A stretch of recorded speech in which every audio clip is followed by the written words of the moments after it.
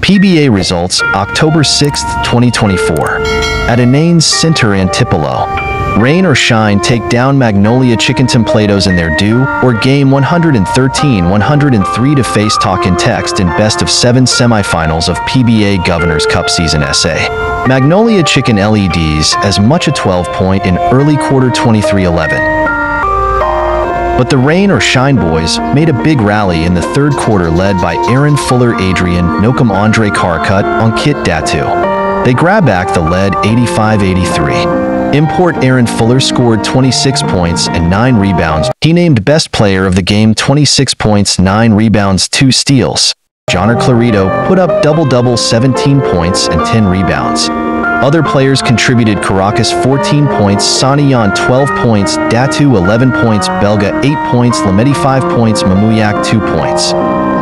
In the side of Magnolia, EJ Bird 23 points, Abuiv 16 points, Ahamasai 15 points, Sangakang 12 points, Lee 9 points, Denicio 9 points, and De La Rosa 9 points. Here's the quarter scores of both teams. End of first quarter, the Hotshot led by 9 points, 29-20. Second quarter, Hotshot still on upper hand 55-52, but in the end of the third quarter, the Elastopainters grabbed the lead 85-83.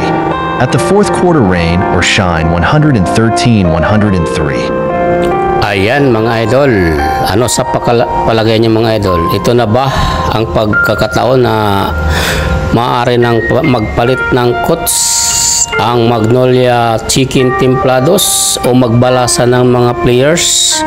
Kasi mukhang hindi maganda ang kanilang swerte sa ngayon mga idol. Parati na lang silang nasisilat pagdating sa playoff mga idol. Nakailang playoff na sila pumapasok pero nalalaglag. Kaya sabi ng iba ay baka daw pwedeng mapalitan ang ibang players kagaya nila Ian Sanggalang, Calvin Abueva at ni De La Rosa mga idol. Pwede kaya yun mga idol?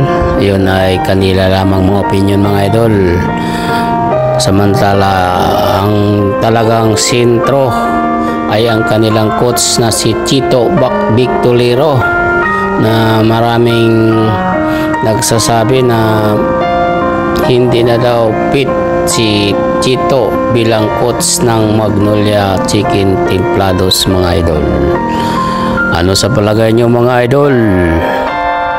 Pwede bang palitan nga si Chito Victolero o manatili pa rin siya bilang head coach ng Magnolia Chicken Templados at magdagdag na lang ng isang lehitimong sentro ang Magnolia Templados Hotshot mga idol?